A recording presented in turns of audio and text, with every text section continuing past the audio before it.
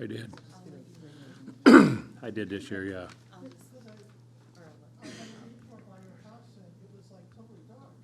Well, it's on tonight, but what I'm gonna have on, I'm not gonna do it like I normally do.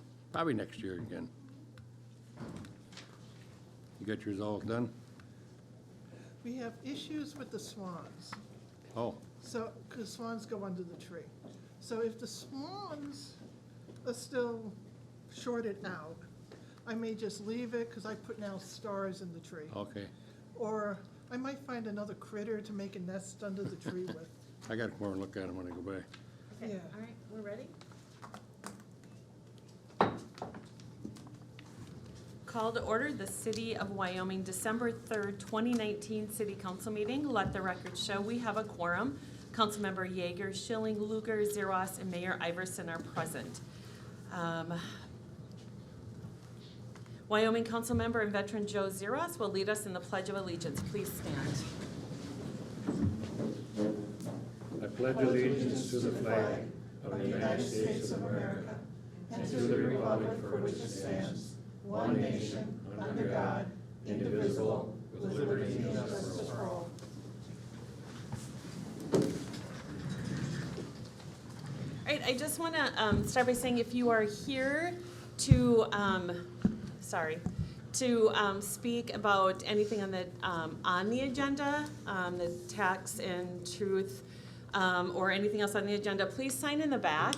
Your name, there's a sheet back there to sign up on if you'd like, or anything else on the agenda. We are going to have an open forum to start with, so if you are here to speak on anything that is not on the agenda, please come on up, state your name and your address. All right, we have nobody that's going to come up for that. All right, so then, again, last chance to kind of sign up. Anything, Rob? No? Okay. All right, so we have a couple presentations.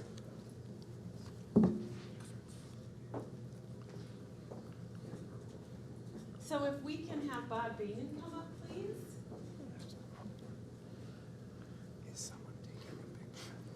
Oh, yeah. Anybody want to grab a cell phone? We'll get a picture. Oh, Fred's got it too. Okay. So, Bob has been on our park commission. He's been a park commission member since 1997 to 2019, which is 22 years, right? My math is correct. You started in the township? Yes. All right. And what has probably been your biggest joy about serving? I put you on the spot. Oh, just, when we have completely new land and we develop the park and, years later, there's kids using it all the time. The skate park, you see it used all the time by kids, so, just a lot of the changes from the township to the city and back from helping with the township legislation and things like that. So it's been a long time, and the park board is actually, I think, in a really good place now with a lot of good members and a lot of support from the city council and mayor. So it seems like a good time to maybe do something different. Well, we appreciate it. We appreciate all your knowledge. We're going to miss that. So we might have to just FaceTime you or something like that if we have any questions. So with that, I would like to say thank you and congratulations. And we'll do one more picture. Thank you very much.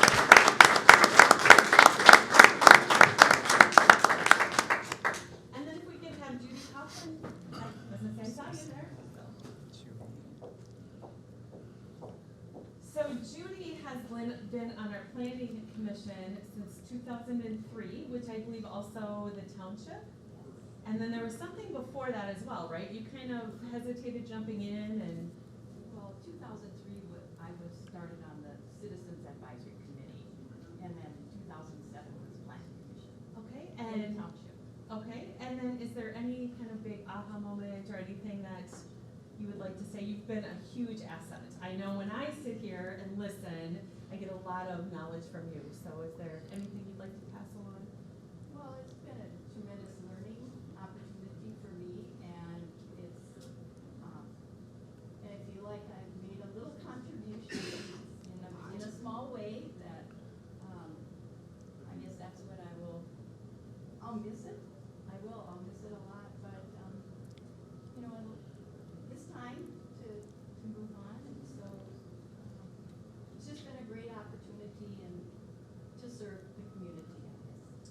you, and we will miss you as well, so please make sure you come up. And there is somebody in the audience who, Frank is right back there, so he came just specifically to be here tonight, so we appreciate that as well. So with that, congratulations, Judy, thank you so much.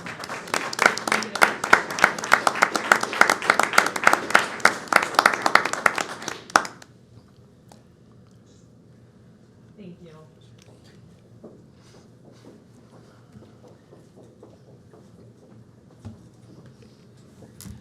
For those of you who have not attended a meeting before, we do have a lot of fun. So this is part of it. All right. We are now going to go into the approval of minutes. So are there any questions or comments on the minutes? If not, we need a motion to approve. So moved. We have a motion to approve by Member Luger. Do we have a second? Second. We have a second by Member Zeros. All in favor? Aye. Opposed? So moved. We'll move on to the scheduled public hearing. We'll need, actually we'll have, what? Oh, sorry, you're right. Okay, sorry, number 2 on the agenda, consider approving the minutes of the work session meeting of the Wyoming, Minnesota City Council for November 26th, 2019. Do we have any questions or comments? If there aren't, do we have a motion to approve? So moved. We have a motion to approve by Member Zeros. Do we have a second? Second. Second by Member Schilling. All in favor? Aye. Opposed? So approved. Now we'll move on to number 3. So that would be the truth and taxation hearing. We're going to have a presentation first.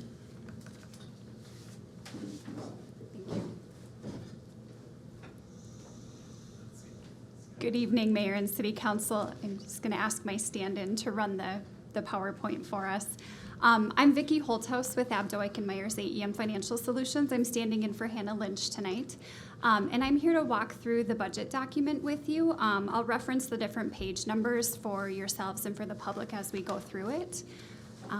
Just give us one moment here to pull it up.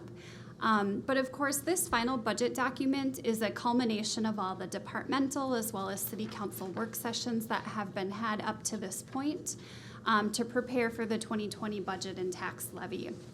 As the city council knows, the preliminary levy that's approved in September sets the ceiling.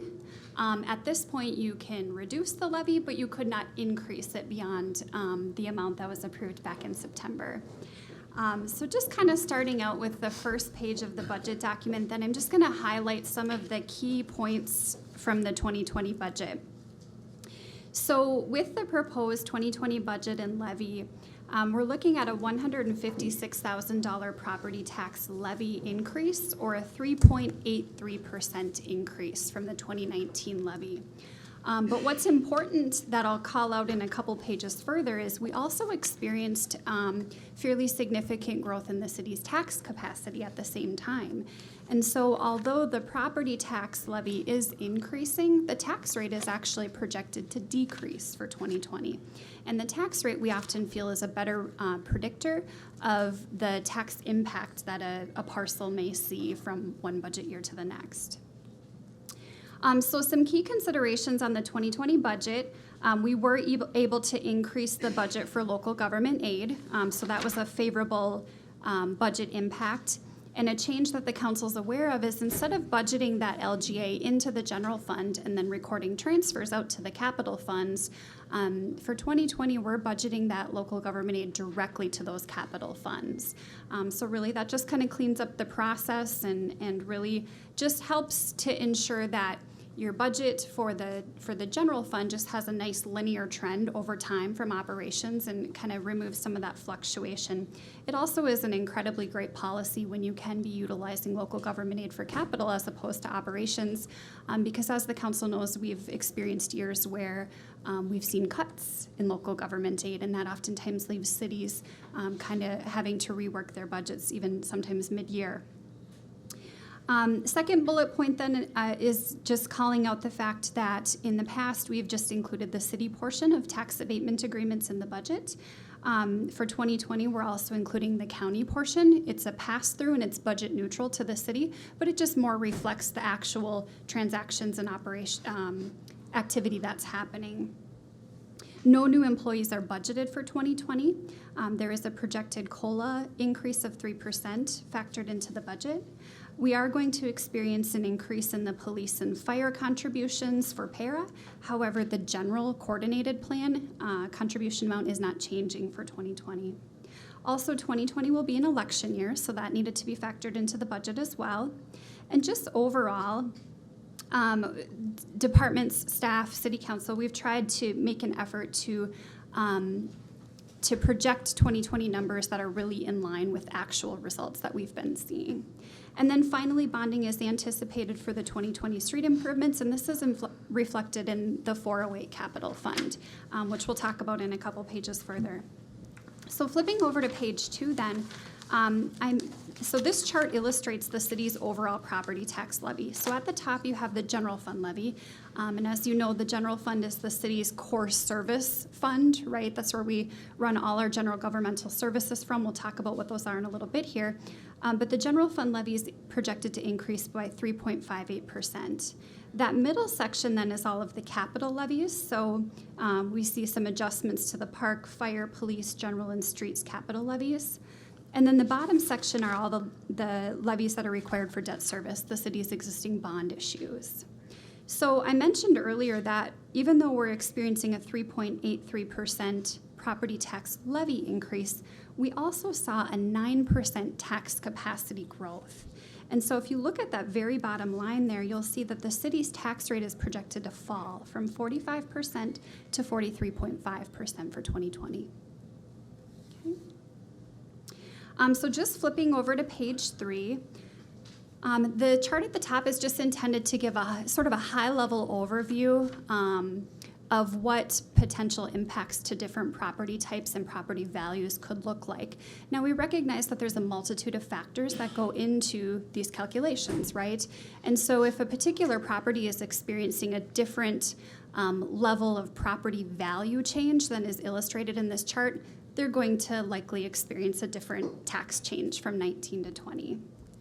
At the bottom just kind of shows you the different, it's just an illustration of the different levy types categorically and how they've changed over time.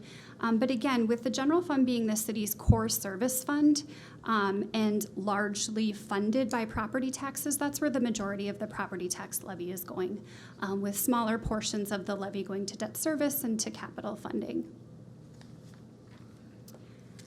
Page 4 just further illustrates the interplay between the property tax levy, tax capacity, and tax rate. And so it just shows you 3 different scenarios. So the first scenario is if the city council elected to keep a flat tax levy. So in this case, we'd levy the same amount for 2020 as we did in 2019. In this case, the tax rate would actually fall further than our current budget projection, and that's because of that 9% tax capacity growth that we experienced.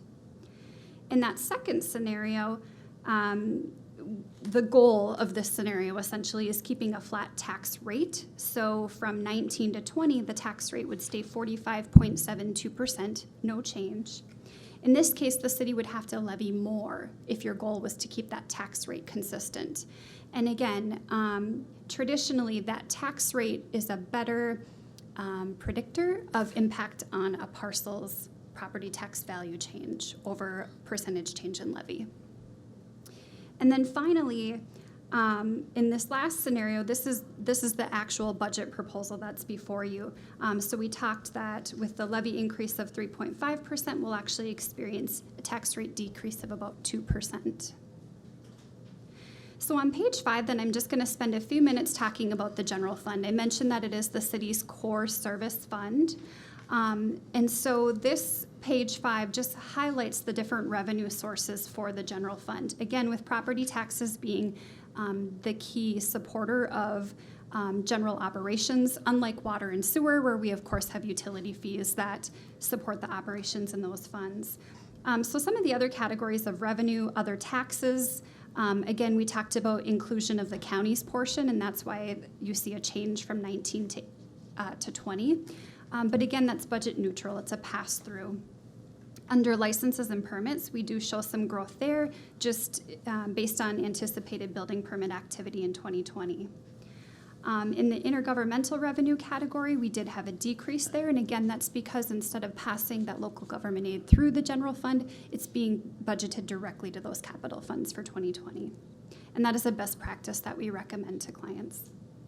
And then interest earnings, finally, we did make an adjustment there based on both market trends as well as the city's agreement with their investment advisor and performance that we're seeing there.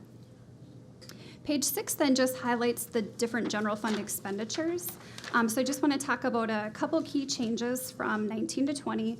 In the city clerk's office, primary changes there were every year we evaluate what the best allocation for city positions is based on the functions being performed. And so we did have some changes to the deputy clerk position and how that's allocated out, as well as just adjusting some of the personnel budget for benefits to just be more in line with actual results.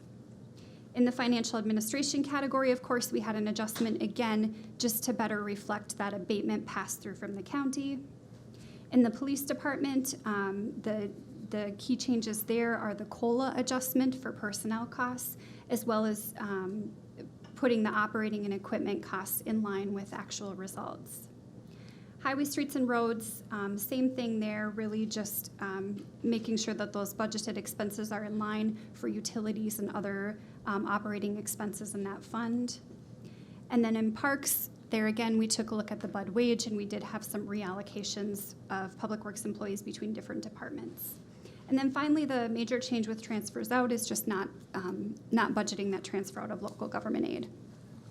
So page 7 just really gives, it's more for the visual learners like myself, just gives a really nice illustration of how the general fund expenditures break out with, of course, again, being largely a service fund, public safety being one of the key categories within the general fund, but just kind of shows you all of the different departments that are budgeted in the general fund. Okay, so the next few pages, pages 8 through 10, detail out the capital project fund budgets. But overall, the capital project fund's cash flowing very nicely in accordance with the city's CIP plans and long-term plan. And again, major change here being that we're showing that local government aid being a deposit directly into these funds as opposed to having a transfer in from the general fund. And then the remaining pages that follow detail out the city budget by line item, which again, we've gone through at the department level as well as the council workshop level over the past few months. Really just want to reiterate in summary that we do have that 3.83% increase for 2020. However, are projected to see that 2% decrease in the overall tax rate. So at this point, I'd open it up to any questions from the council that you might have for me. Do we want to do that or go into public hearing first? We could start with if you council wanted to go into public hearing, and then the council could ask those questions after that's completed. We could start there. Okay, do we have a motion to go into the public hearing for the truth in taxation hearing? So moved. We have a motion, do we have a second? Second. We have a second, all in favor? Aye. Opposed? We are open for the public hearing. If anybody would like to come up and speak after the presentation, have any questions, come on up, state your name, address.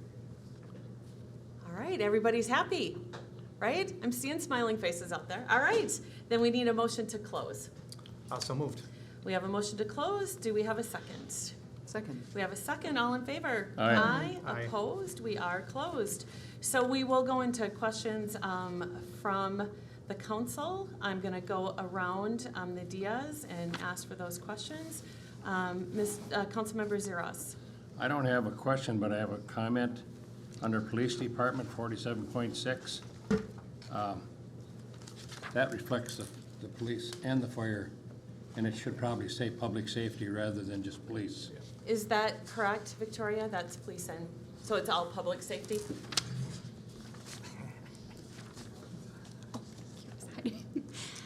You're referring to the pie chart on page 7, correct? Yes. Yeah. we can certainly make that adjustment to the final budget document. Okay, Mhm. thank you. All right. Member Luker?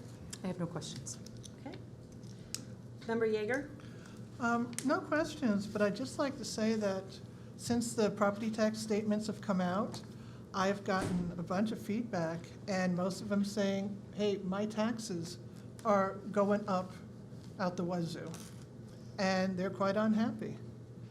So, based on the feedback, and even my personal experiences, I don't know if I could support the tax and the spending increases proposed. Member Yeager, could you maybe say a little bit more of what those residents are saying? Is there an exact point that they're saying? They're saying that their taxes have gone up. Have they said anything, given any suggestions of what should be cut? No, but if you'd like me to give you some suggestions, I could very well do that. But no, they are unhappy that their taxes are going up. Okay. Even as we talk about tax capacity and lower tax rates, the experience, the feedback I've got suggests somebody's paying for it. Okay. I think as Ms. Holthaus explained, that the market rate is often not determined in valuation of homes. So the city can't, and that's a county function, how they assess the residents' homes and the valuation. So if there's an increase in valuation, like any city, you're gonna have a tax increase not only in your city, in your county, Sure. et cetera, and even in your school. But as far from a city position, based on what we're doing with our tax capacity right now, that would be accurate for that. But that does not take into account that valuation portion. That's something, unfortunately, the city can't control. Well, but if we have such high valuations, isn't it incumbent on the council to try to keep the taxes down? So with those valuations, those increased valuations, you're not paying taxes out the wazoo?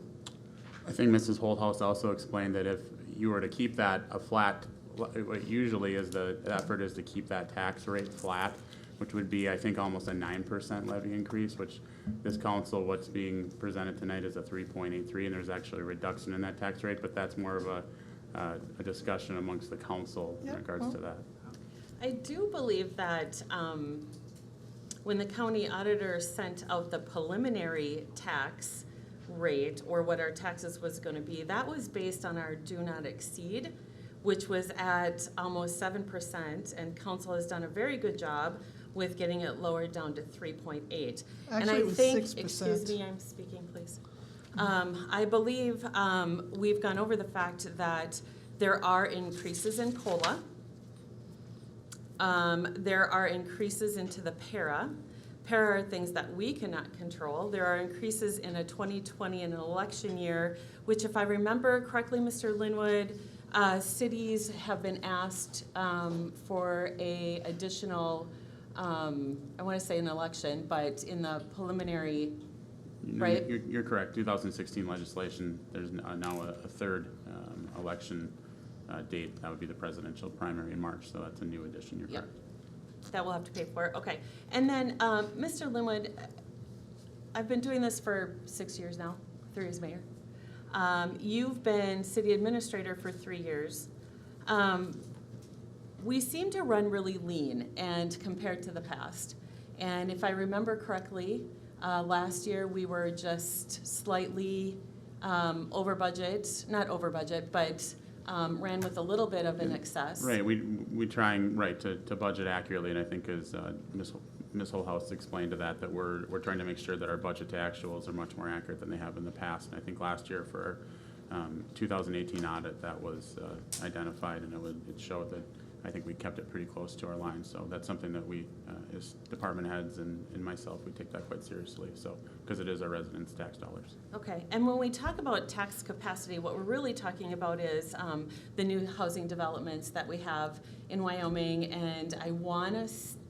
is Fred here? Fred's not here. How many approximately new houses have we had built this last year? In 2019, I think he's gotten a few more towards the end of the year, so I think we'll be right back in the mid-20s to upper 20s again. Okay, so that helps spread out that the taxes as well Correct, onto that? that's correct, right. Okay, and I have one last question. The tax abatement that we have with Polaris, does that end 2020 or 2021? 2021, that'll be the last year of that. Okay. And the city's portion on that is $58,552. Okay, so that will help with that as well. All right, sorry, Member Schilling, I think we pretty much covered everything. I'd just like to say, I think we did a great job. I've owned a home for 20-some plus years. I don't think I've ever seen a levy decrease in that time in any city I've ever lived in. We started off with, a 6% projection, and we whittled this down to what it is now at the 3.83. I encourage all of you that get your tax statements in the mail. Open them up, look where the money is going. It's not a dominant city cost that's going on here. We have 3 different costs that are on our tax statements every year. So, I need you to be more proactive as well. The end of the year is when you come out to listen, but these tax statements come out in the beginning of the year as well. That's the time for us to speak up as well to the county as well as us. So that's all I had. And then you answered my question about that, because it is a public safety budget item, and in fact, that's what you addressed it as, so that was all I had, Mayor. all right, thank you. So with that, we need a motion. We need a motion to approve the tax levy 2019 payable 2020. Do we have, okay, consider adopting resolution number 191294, 2019 tax levy payable in 2020. Do we have a motion to approve? So moved. We have a first and we have a second. All in favor? Aye. Opposed? Nay. So approved. Consider adopting resolution 191295, 2020 expenditure budget. Do we have a motion to approve? So moved. We have a motion to approve by Member Schilling. Do we have a second? Second. We have a second by Member Zeros. All in favor? Aye. Opposed? Nay. So moved. Number 4 on our agenda, to consider resolution 191296, a resolution adopting assessments for the 2019 street reconstruction project, city project number 19-01. Mr. Erickson, is this our last presentation on this one? This is. All right. Thank you, Madam Mayor, members of the council. Just have a brief PowerPoint just to summarize the project that we have tonight. Is the assessment hearing for the project, really one of the last stages of the process. And so, Rob, if you could please move on to the next slide. Just the agenda, just want to give a brief overview of the public improvement process, the assessment process, highlight the project location and the existing conditions, what the improvements were. We'll go to the project costs and the funding sources, the project schedule, and we'll then open up for public comment on the assessment hearing. And then ultimately, the city council will have a couple of decisions to make, and one primary one is to adopt the assessments for the project. Next slide. This again is the public improvement process governed by state statutes, chapter 429. It is a flow chart, if you will, that goes really starting with the preliminary comment on a petitioned or a city-initiated project. I'm not going to go through each of those steps, but those are really the statutory requirements. We are really at one of the last stages in the lower right-hand corner, holding the final assessment hearing, the final assessment public hearing to adopt the assessment roll. And once that is completed, the remaining step is to certify the assessments to the county auditor. The assessment process, again, follows state statutes, chapter 429. This evening, we will have that public hearing. If there is objection to the assessments, a written objection appeal must be presented in writing and signed by the property owner prior to or at the hearing. Notice of appeal must be filed within 30 days after the adoption of the assessments. And the interest rate will be set this evening. Next slide. Again, I think we're all familiar with the project location, but for those in the audience that may not, this is the main entrance to Fairview Hospital on Fairview Boulevard, and then Fairview Avenue from Fallbrook extending down to 257th Street. This is just a photo of the existing conditions. Photo doesn't necessarily do it justice. There's been a lot of work on the roadway and patches filling holes and things of that nature, but the condition of the roadway was rapidly deteriorating. We replaced the roadway. Next slide there, Mr. Linwood. Again, more photos of the condition of the roadway. The improvements to Fairview Boulevard, again, really the main focal point of the project was improving the existing driving surface, so removing and replacing the asphalt surfacing. There was a fair amount of concrete curb and gutter replacement as well that was deteriorating, and so that had successfully been completed.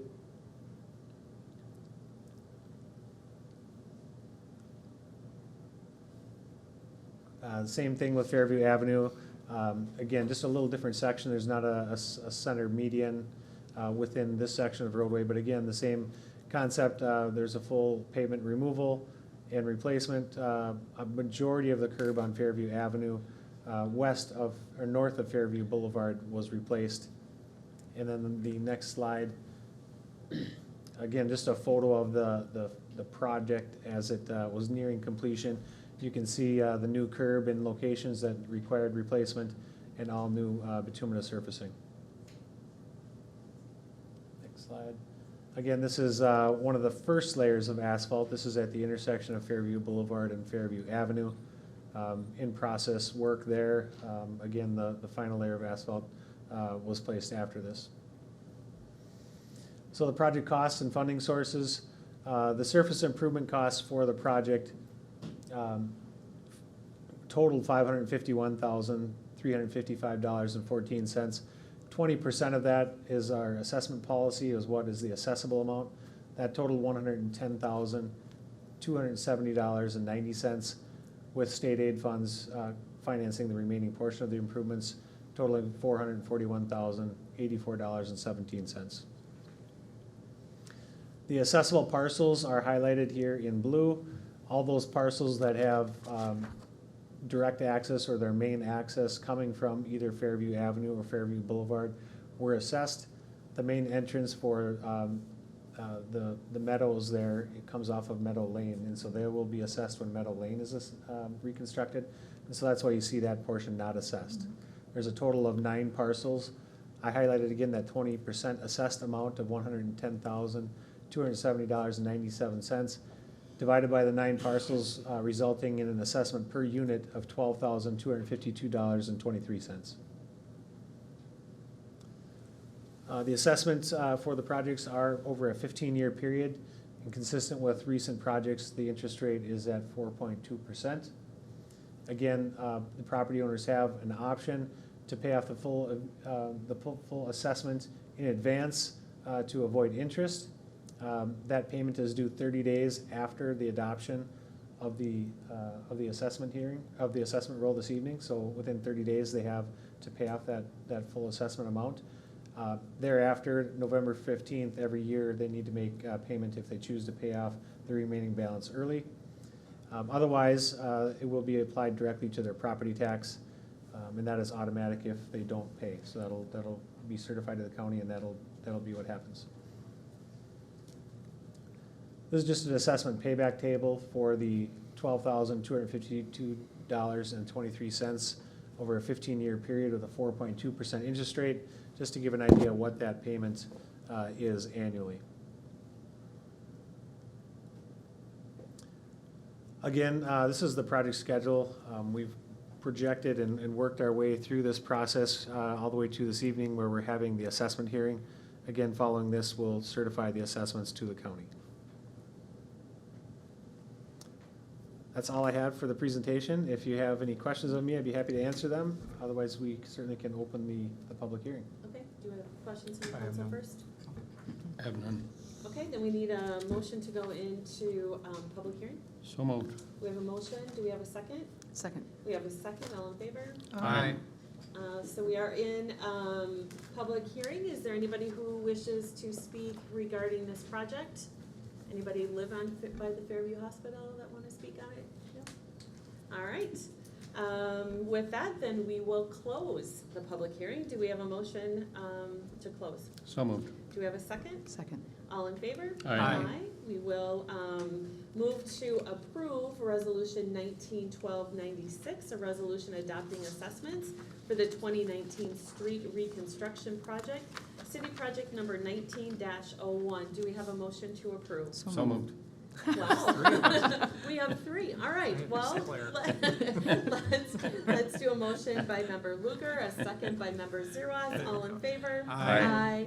Opposed? So approved. We will move on to the consent agenda, which is 5, 6, 7, 8, 9, 10, 11, 12, 13, 14, and 15. Do we have a motion to approve the consent agenda? So moved.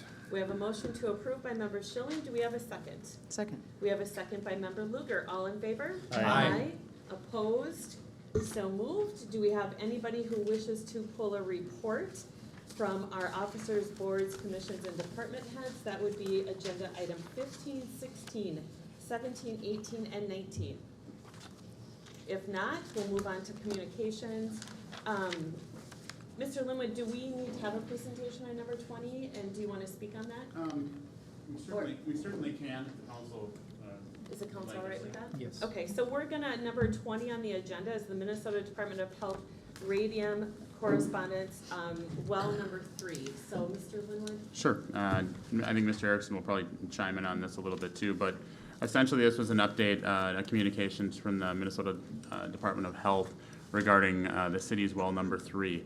The city has been monitoring this well and in essentially the concentrations of that radium.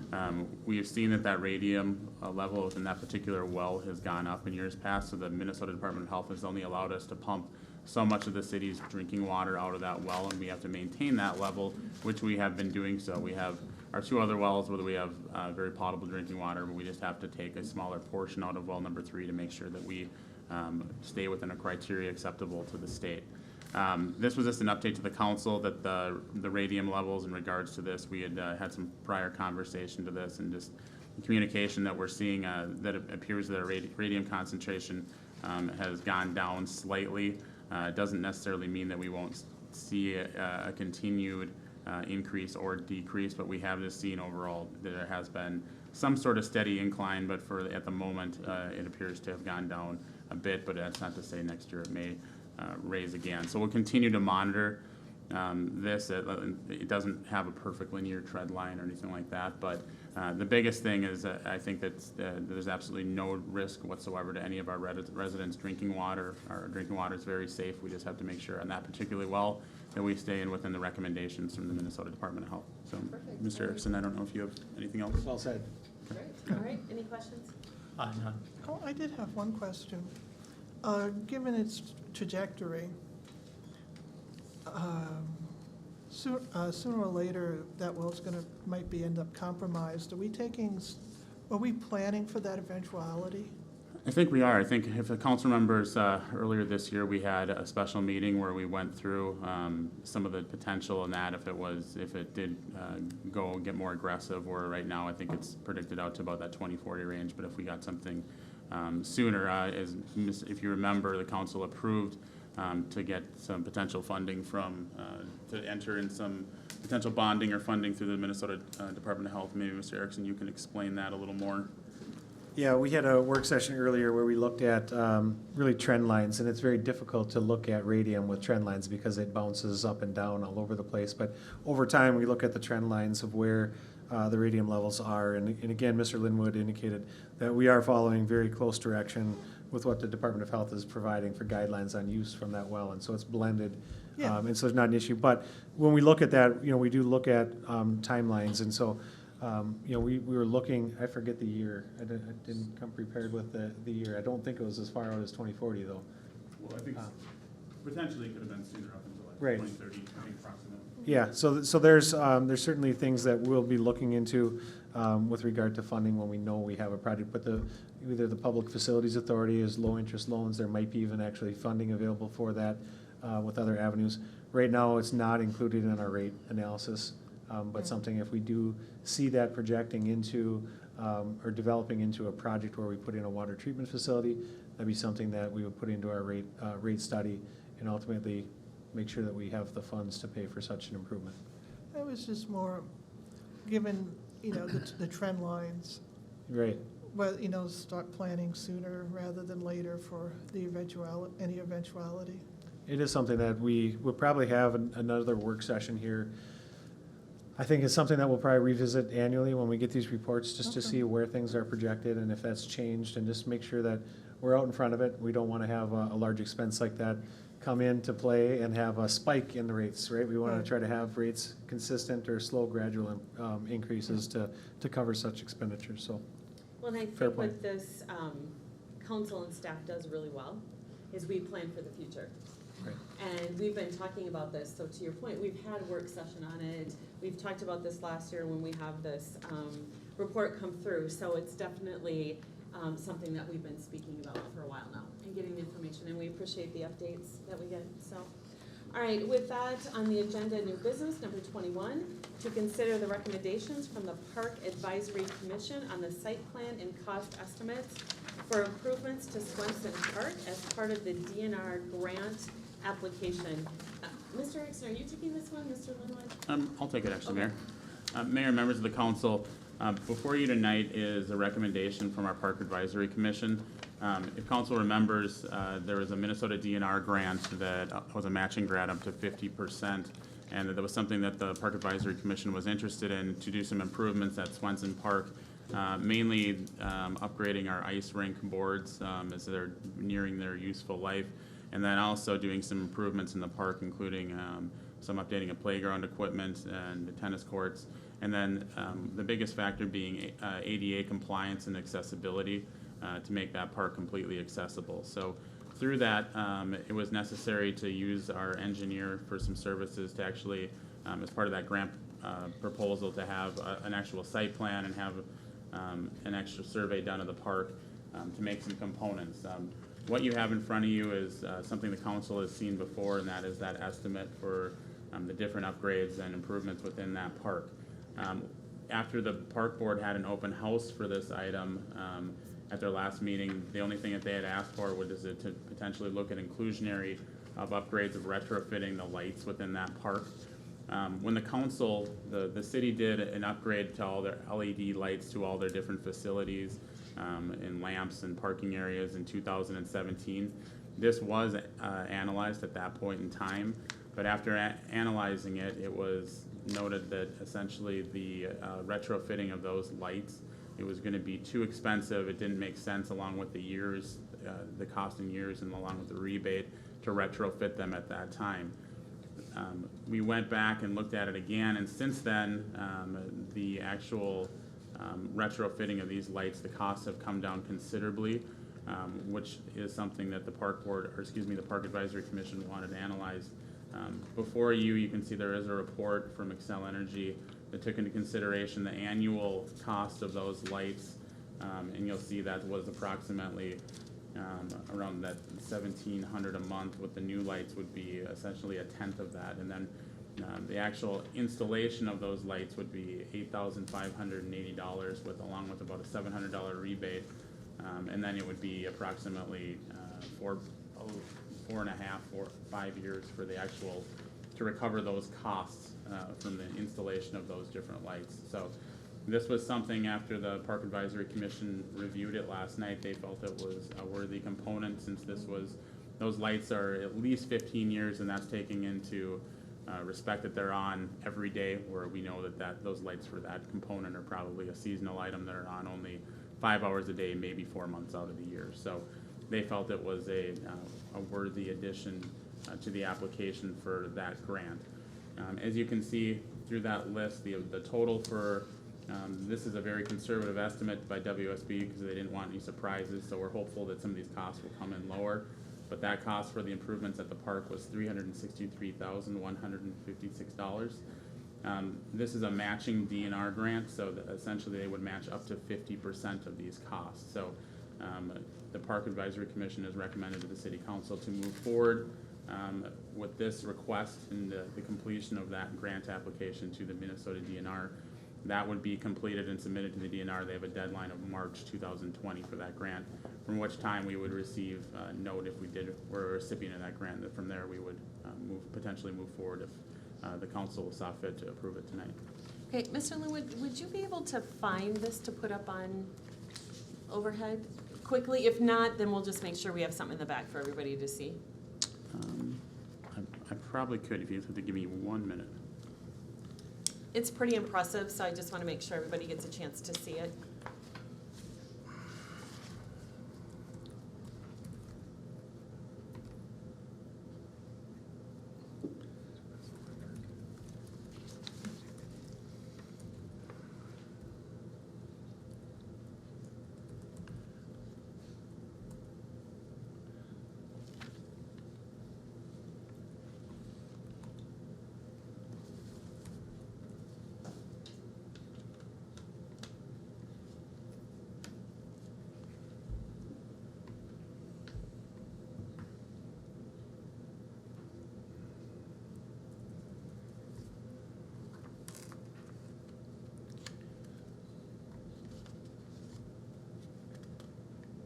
There we go. Thank you. You're welcome.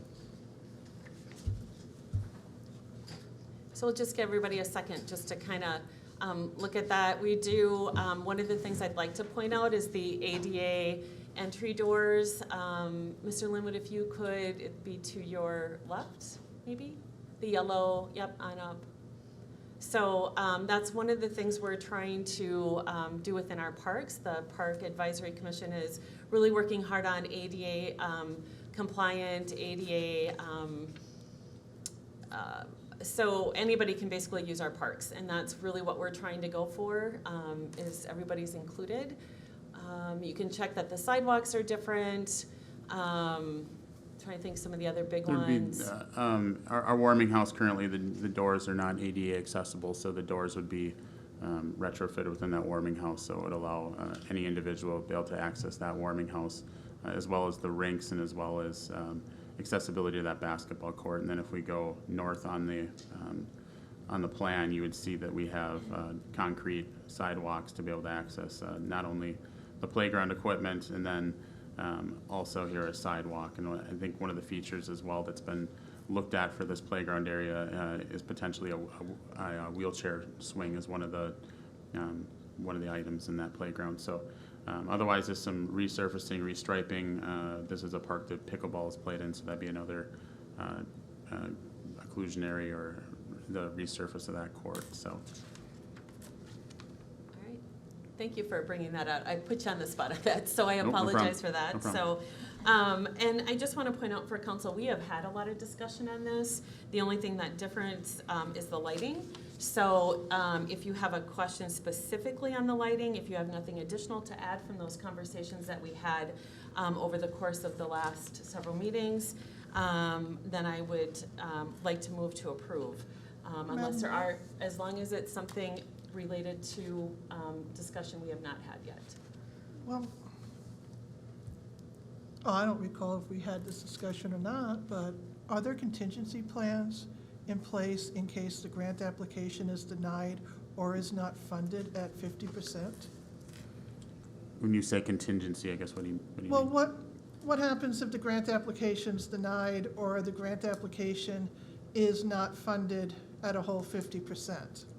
I think at that point in time, the Park Advisory Commission would have to relook at the plan. Currently, they don't have the existing balance in their funds to be able to fund that total amount at $363,000. Yeah. So if they didn't receive that grant from the Minnesota DNR, they would have to reevaluate that plan and see potentially if they wanted to move forward with certain components of it, because right now they just wouldn't have the funding to complete it all. Right. And then how does this affect paving Lions Park? Because if at this increased cost, there's not enough for I think the estimate was $45,000 for repaving that? Approximately. So that's Yeah. something that we'll need to take into consideration when that item comes up. I know Mr. Erickson stated in that 2020 street project that is an alternative bid to have that actual paving done at that park. So we'll probably, hopefully they won't necessarily coincide at exactly the same time. So we'll hopefully have some time to be able to see if in fact that they do receive this grant and a large portion of their existing funds are utilized how we'd like to proceed, and looking if that is still a priority to the council to, and the advisory commission for that matter, to make a recommendation to the council of paving of that park. And if so, if those funds aren't there, if there's alternative funds, or if we're simply not looking into paving that fund. So that'll be a discussion we'll have to have. Okay, because, and the 4 funds that the park board has, the funds do have restrictions on them. At this cost, it looks like most of those funds would be depleted. Are there any restrictions in the funds that would prohibit, that would reduce the amount of money available to complete this project? Not in their 3 major funds that are balances right now. You have a park dedication, and then you have your gambling fund, and then you have a capitaling fund. So they would all be available, and the gambling fund on a statutory component, that would have funds that could be utilized for a project like this. So there's no, so the whole gambling fund could go into this? Correct, based on the language in Minnesota State statute that it's for Okay. recreational uses and for people under 21, we would fit that criteria, correct? Okay, cool, thank you. You're welcome.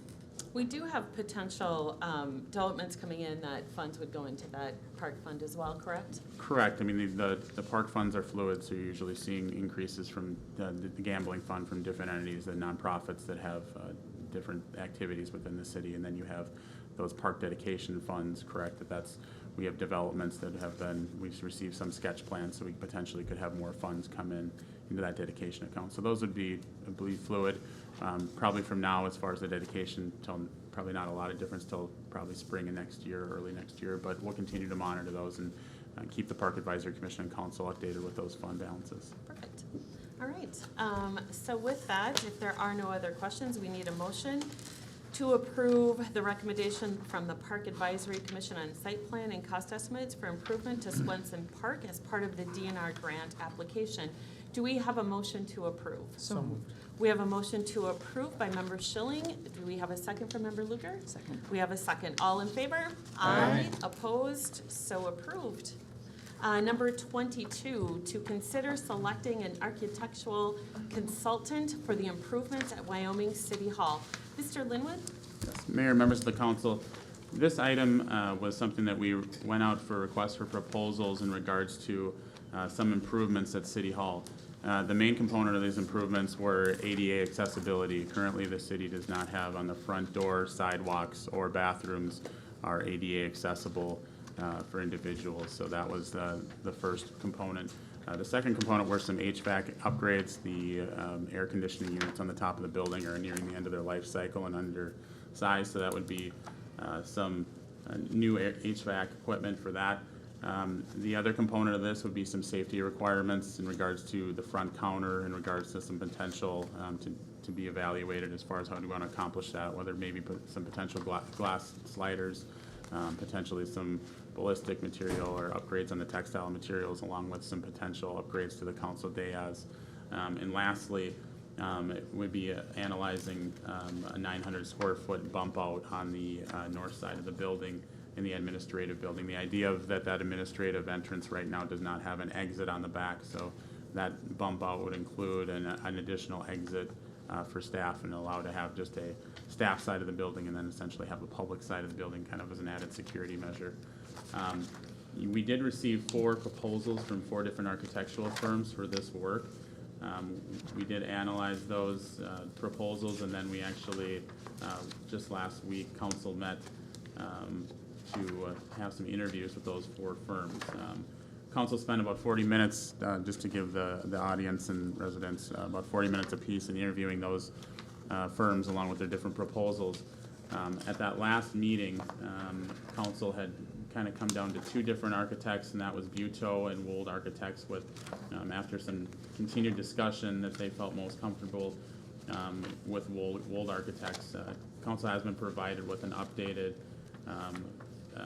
amount that Wold would be charging for that design work for this. So with that, I'd like to open this up for discussion if the council has any further questions or if there is any thing that they want to talk about in the proposals. Okay, so council, I'm gonna go around the dias again. Member Zerwas. After talking to all 4 of the different firms, I felt that Wold would probably be the best one to represent us because they have more experience in the type of project that we're proposing, and that's what I'm sticking with, Wold. Okay, all right, Member Luger. That's my opinion as well.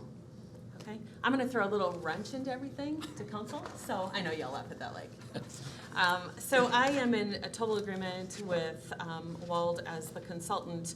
I do believe we have to have ADA upgrades. So there have been many, I think Friday nights, every Friday night, we have music. If you guys haven't been here on a Friday night, there's great music that gets played up here, and we have several residents that are handicapped or have disabilities, and so we want to make sure we kind of do those ADA upgrades, and then some of the other security measures.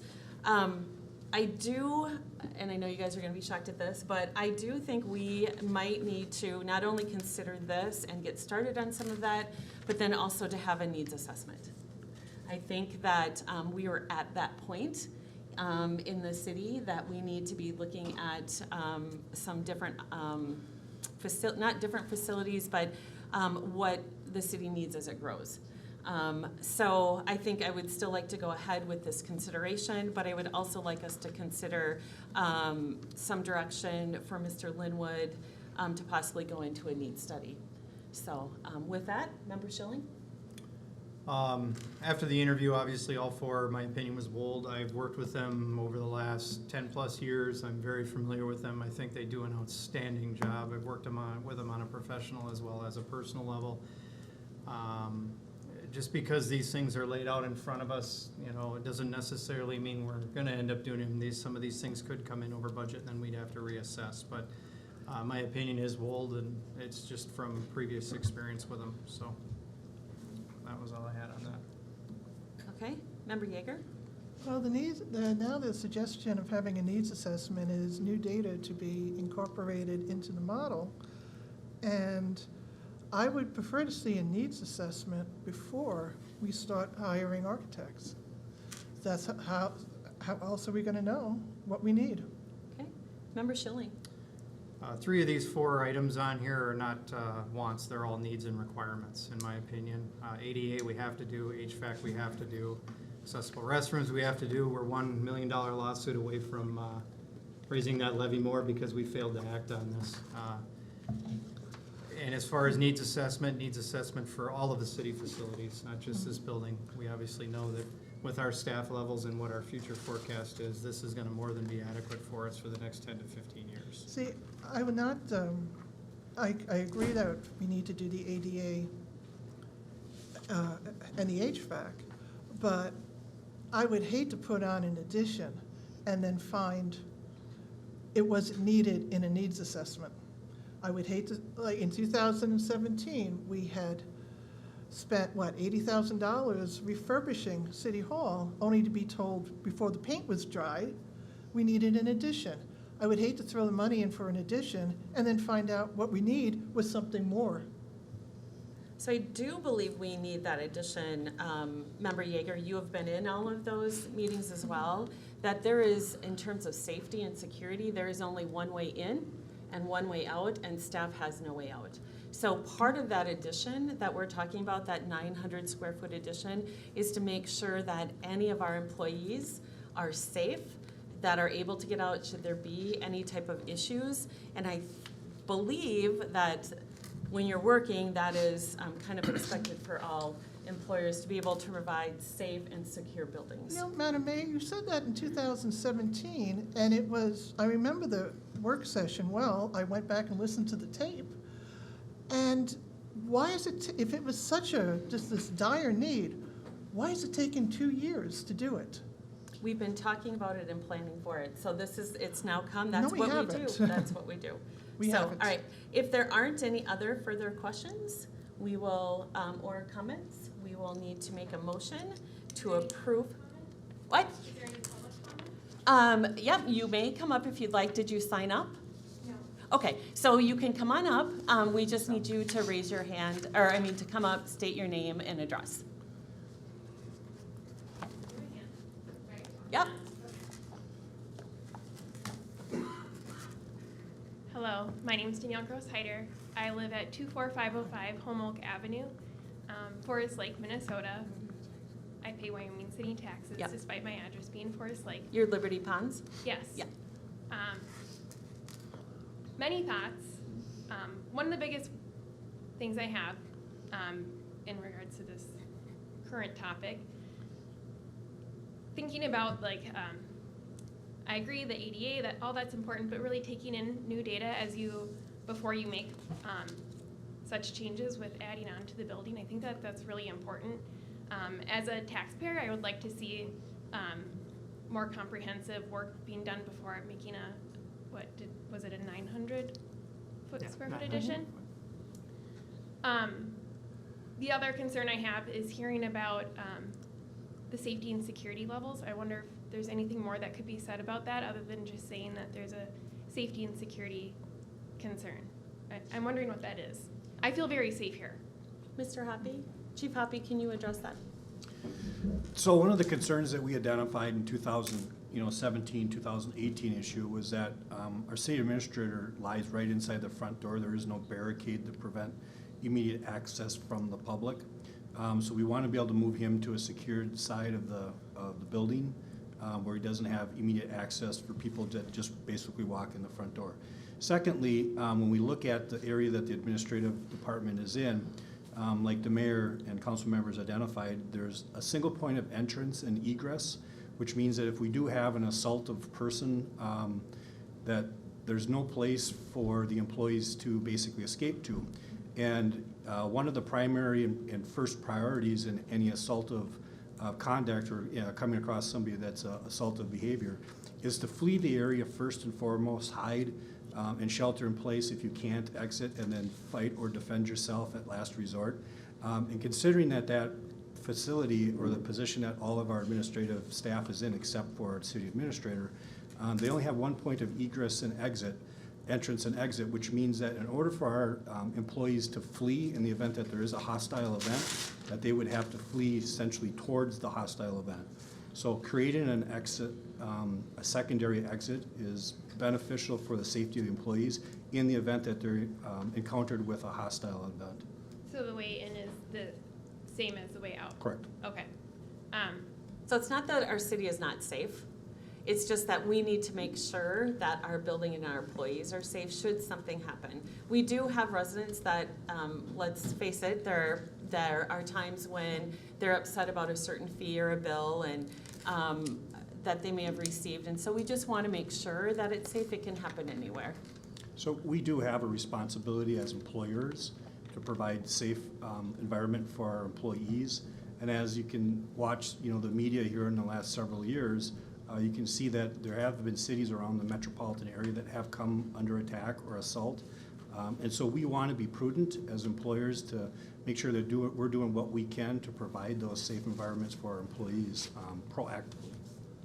I wonder what data there is specifically within our city that shows there are people coming in upset, How would we making an active threat that would warrant these kind of changes. Again, I'm just looking for some data to back that up. I know, safety and security, it is a hot topic anywhere you go, but the ability to make these changes and to just be able to throw money into them without being able, I'm just wondering what the data is that would back. So we have had that up. incidences that I can speak of firsthand because I've been here and present for them and had to intervene. And I know Mr. Linwood has also, where we have had upset residents actually reach out and try to touch our employees across counter, that they do come in upset using profanity, belligerent language, and really possess a hostile presence that makes our employees uncomfortable, and they will call out to the police department or specifically myself if I'm in the building to ask to intervene in order to exit people out of the building. And that's happened more frequently than we have seen in 10 years ago. And I have been present in the building. Yeah, we're is there not any doing- training that's going on how to de-escalate those things? I guess that's my first concern if people are coming in. We have some very talented staff that use a little verbal judo, as we like to refer to it, to try and de-escalate individuals when they are coming in belligerent and hostile, or just displeasured with whatever it is that they're upset about. Any training that we have through the League of Minnesota Cities, we have webinars, we have other things, how to deal with hostile people. So Correct. we have had individuals this year that our police department has made contact with due to their behavior and due to some of the things that they've said. So that has happened this year. Just this And summer. we have had to make several Yeah. contacts with residents because of their behavior up here, and give them stern warnings at the minimum, or actually, watch some of their behavior and conduct to ensure that they weren't going to be a viable threat to our employees. So we are encountering more often than we have, say, 10 years ago. But it's not just isolated to Wyoming. I think generally speaking, if you watch and look at the data around the metropolitan area and even outstate, we're seeing more and more incidents of that type of behavior, not only in our industry, but in professional industries. Yeah, I In can general. speak to that. I work in a school where violence is a big concern, and I know that, for people to want to work in a place where they feel safe is important. I just also think about, as adults, there's also an issue with perception and reality. And I just want to make sure that there's data to back up the reality and not just be playing into people's perceptions. There's reality. I've been Yeah, here. and that's We've what I'm wondering seen it. is what the data is Yep. to back that up. Yep. And so the some of what reality. we're trying to accomplish is build, a natural barrier, not barricade, but barrier, that in the event that we do have a hostile event, that we can slow an individual long enough to be able to hopefully exit our employees. And so the wall behind me becomes a natural barrier, and so by adding on to that portion of corner of the building, that allows us to move all of our staff behind the secured portion, and then continue to have this side of the building open to the public for free access and free accessibility, that they'll be able to come and go and use the community room. But as part of those security measures, first was securing, like, for instance, the fire bays here and locking those doors so they weren't open accessible to the public. And the other piece of it now is we also secured the door to our administrative area, which was not previously secured. But the third component is really moving all of our employees behind that secured portion of the building to provide them with that sense of security, and be able to slow someone down in the event that they do come in and are considered to be a threat. Yeah, I guess I'm still just wondering, like, what is the data to back up reality? But Like- what data is it that you exactly need? I think you're seeing, this throughout the metro in regards How often to, is there, where a staff does feel threatened? Just saying, like, there has been times, that's anecdotal. Okay, so, Mr. Linwood, you could well, probably. I think it's not necessarily the data sets that you're referring to. It's a matter of this is the way that you're seeing other municipalities do business. You see often now where council has a ballistic shield, and you don't see that in the inner metro. You see that in a facility like Forest Lake, where they have, when they built their new facility, you see the way that they have things in the front sanctioned off along with their council deals, their ballistic materials and their millwork. For those reasons, you're seeing cities like Lindstrom, not far away from us, taking those same measures, and you see that all throughout the metro. The League of Minnesota Cities has had multiple articles, multiple webinars, things like that in regards to I guess I see necessary that, steps. cities are doing this. It's just like school, like Wyoming Elementary, I don't know if you've been through there through the renovation, that's changed significantly for some of those security measures, and you're probably familiar with those working in a school. All right, I would say Miss- that there's a large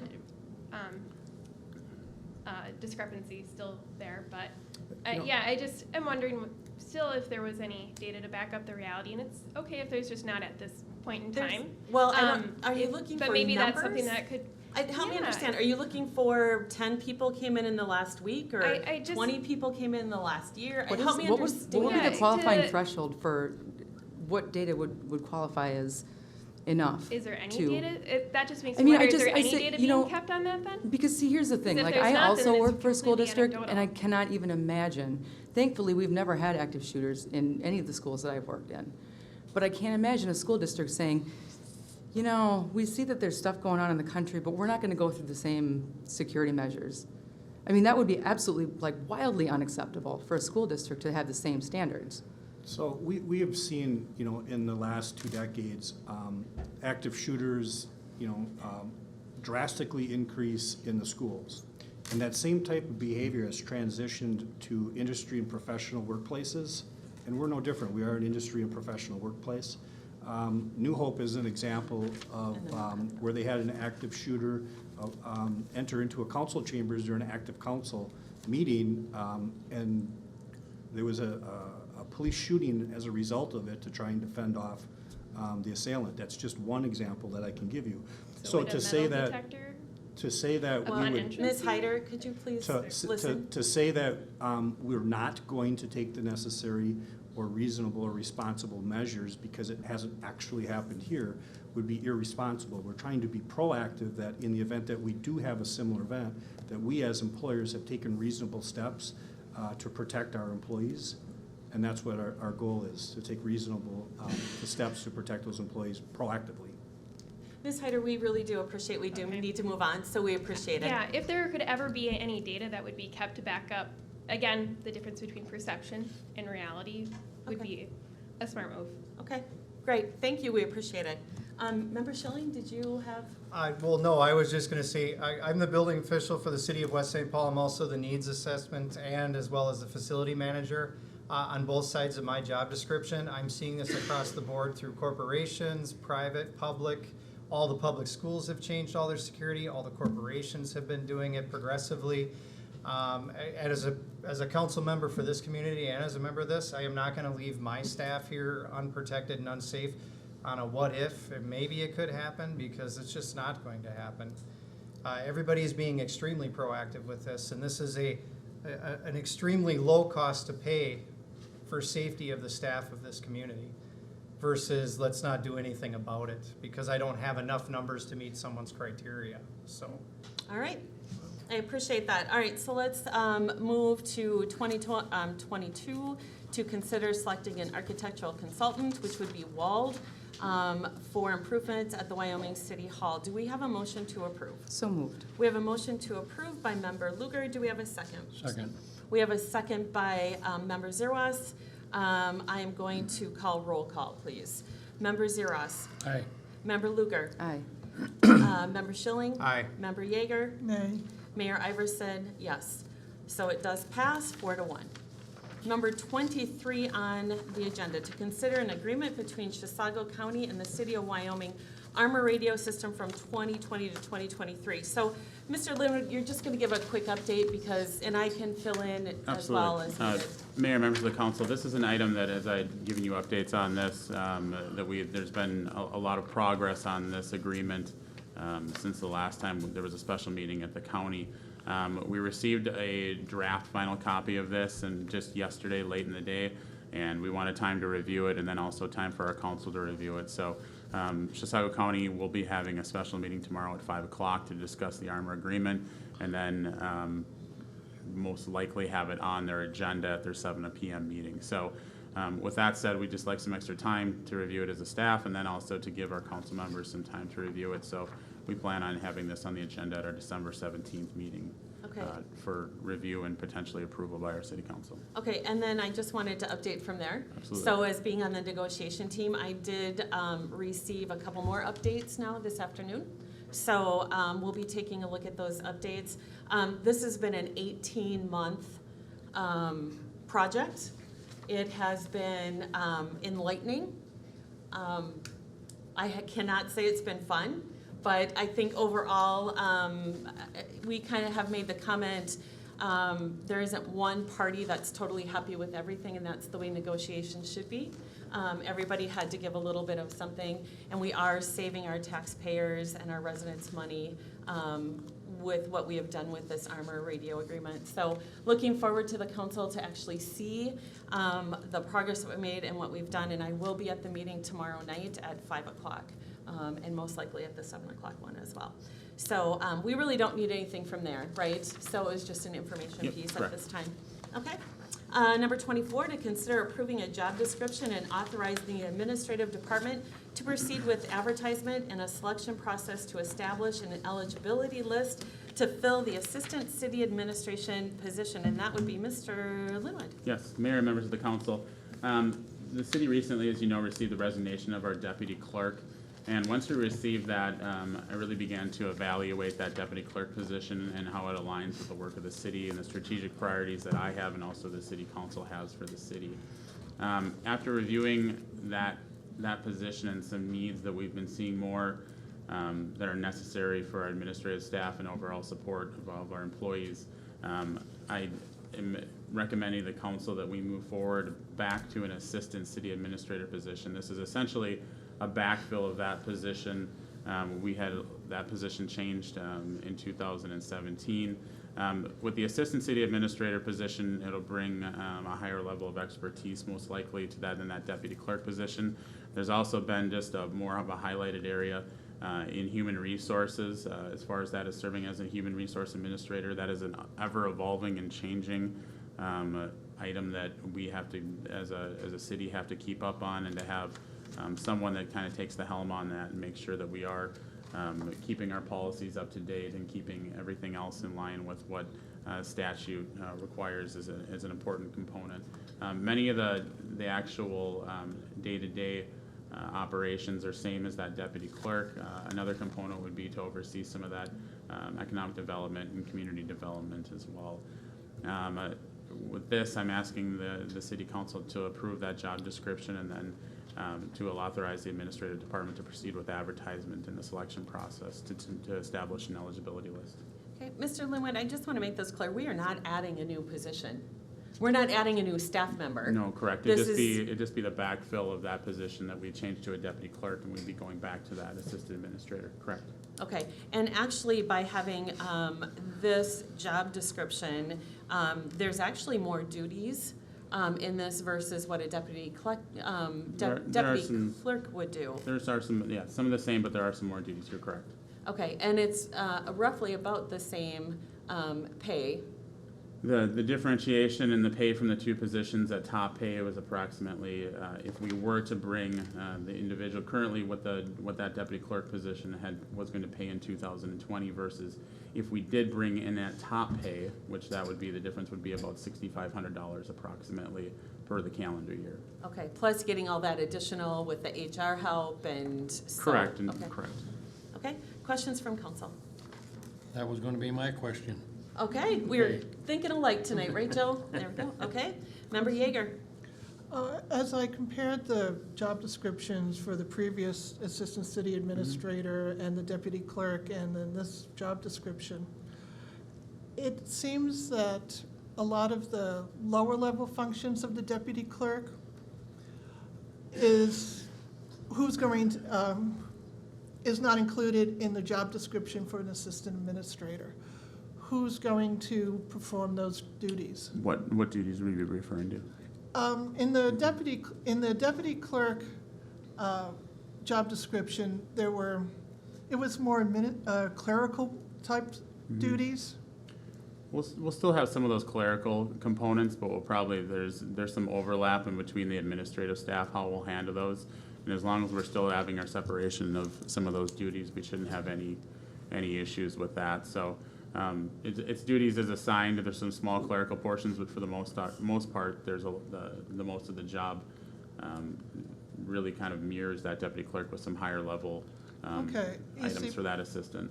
I didn't get that impression when I looked at the job descriptions. I found that this one was an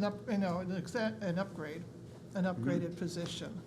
I mean, for example, for the last assistant administrator, he had to do a lot of IT stuff that was dropped from the job description. So, yeah, I thought this was an upgrade.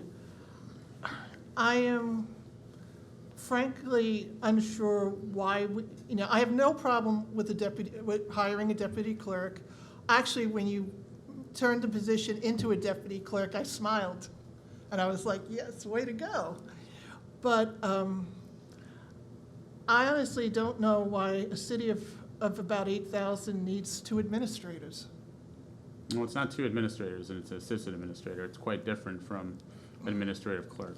Okay, well. So, and I think you'll find that you find many communities that have assistant administrators, not only in Chisago County, Washington County, as small as the city of Bayport has an assistant administrator. So it's quite common, and it often interchanges with that deputy clerk position.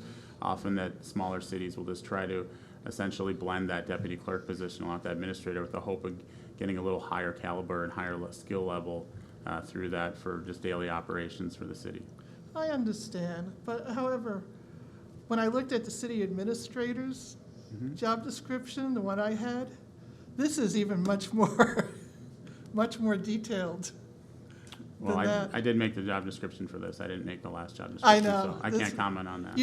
Yeah, you do a more professional job in making the job descriptions, but this is a lot more detailed than the last one. Okay. But again, I still don't, I'd hired a deputy clerk and in heartbeat, I don't know so much about an assistant administrator. Okay. Member Schilling? I have nothing to add. Okay. Member Luger? I have nothing to add. Member Zeros? I have nothing to add. All right. So we will move to approve the job description and authorizing the administrative department to proceed with advertisement and a selection process to establish an eligibility list to fill the assistant city administrator position. I will move to approve. Do we have a second? I'll second it. We have a second by Member Zeros. All in favor? Aye. Aye. Opposed? Nay. So approved. Number 25, to discuss and consider the December 17th, 2019 regular city council meeting. Mr. Linwood, we have some updates on that. Right, we do. We had looked at potentially not having a second meeting of the year. A lot of municipalities do that if they can, if the business allows, but our business in 2019 will not allow. So this is really a moot point that this will have our Armor Radio agreement, probably with a couple additional items for the council to review right now that we know of them. So we'll be planning on having that December 17th meeting. Won't need any action from council Okay, tonight. and that'll be 7 o'clock here. Correct. All right, perfect. All right, so we won't do anything more in that. So item number 26 is actually to go into closed session. But what we're going to do first, before we do that, is give council reports, because we will have to clear the room. So we'll start with our council reports, and we'll start with Member Yeager. Okay, I attended the comprehensive plan open house and the last Monday's work session interviewing the architects. And I also attended the Rush Line Task Force meeting the other week. And at the task force meeting, there was a presentation of MnDOT rail and freight programs, which included the work being done on